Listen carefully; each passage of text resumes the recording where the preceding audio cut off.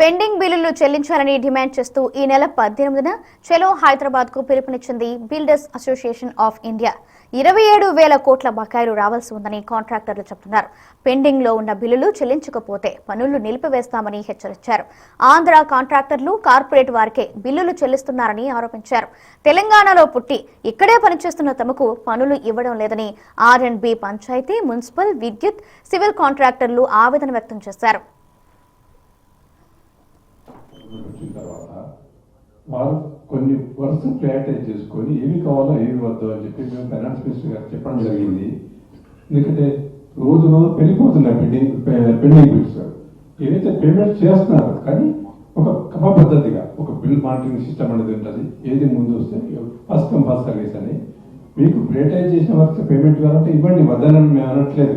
ఎందుకంటే మీ డెవలప్మెంట్ గురించి ఒకటి చేస్తున్నారు కానీ అక్కడ వాళ్ళు కూడా మన పేమెంట్స్ మిగతా కింది వాళ్ళకు కూడా ఇవ్వని చెప్తున్నారు. లోపల గవర్నమెంట్ ఉన్న కాంగ్రెస్ గవర్నమెంట్ లో కూడా అలాగే చేశారు. ఎవరికైతే పేమెంట్స్ ప్రైవేటైజ్ వర్క్స్ చేయాలనుకున్నప్పుడు కింది వాళ్ళందరికీ పేమెంట్స్ ఇస్తున్నారు.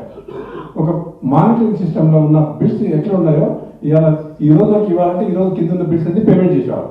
అదే కాంగ్రెస్ గవర్నమెంట్ చేశారు. ఇప్పుడు కూడా మేము అదే రిక్వెస్ట్ చేస్తున్నాం. మీరు ఇచ్చేది ఇస్తారు, నెలకి ఇస్తారా, 2 నెలలకి ఇస్తారా, 3 నెలలకి ఇస్తారా, ఆ ఇచ్చేది ప్రైవేటైజ్ చేసి ఇవ్వంటున్నాం. ఎవరికి ప్రైవేటైజ్ చేసినప్పుడు మిగతా కాంట్రాక్టర్ కూడా అందరికి ఇవ్వండి కింద ఉన్న వాళ్ళకు. అది మన రిక్వెస్ట్. ఇది మీరు ఎలక్ట్రానిక్ మీడియా ద్వారా ప్రింట్ మీడియా ద్వారా మీరు సీఎం దృష్టిలో తీసుకెళ్తారని మేము అపాయింట్మెంట్ ప్రయత్నం చేస్తున్నాం. మీరు కూడా మా ఆవేదన అర్థం చేసుకొని మీరు ముందు తీసుకెళ్ళి అలాగే కొన్ని ఏదైతే వర్క్స్ ఉన్నాయో 1,000 కోట్ల వర్క్స్ ఉన్నాయి. ఆ 1,000 కోట్ల వర్క్స్ చేయలేమో పేమెంట్ అది కూడా చాలా పెద్ద బడ్జెట్. ఆ వర్క్స్ ఏవైతే ఉన్నాయో ఆ వర్క్స్ 50 ఏళ్ళ నుంచి పనిచేసే కాంట్రాక్టర్లో ఉన్నాము. ఇవాళ వచ్చి ఒక సంవత్సరంలో ఇక్కడ దాదాపు 20-30 డాంబర్ ప్లాంట్ ఉంటాయి. దాంట్లో ఒక 2-3 వేల మంది పనిచేస్తారు.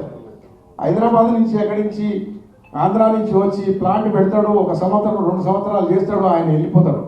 ఇక్కడ ఉన్న ప్లాంట్లో ఆ చుట్టుపక్కల విలేజ్లో ఉంటారు డ్రైవర్లు, క్లీనర్లు, వాళ్ళందరికీ ఎంప్లాయ్మెంట్ దొరుకుతుంది. వాళ్ళందరికీ ఎవ్రీ మంత్ శాలరీస్ వస్తాయి. ఆ చుట్టుపక్కల జీడిపి పెరుగుతుంది, కనీసం పైసలు తిరుగుతాయి. ఇక్కడ బయట కాంట్రాక్టులు వస్తే ఎక్కడ పోతున్నాయండి పైసలు? అమెరికా పోతున్నాయి, దుబాయ్ పోతున్నాయి.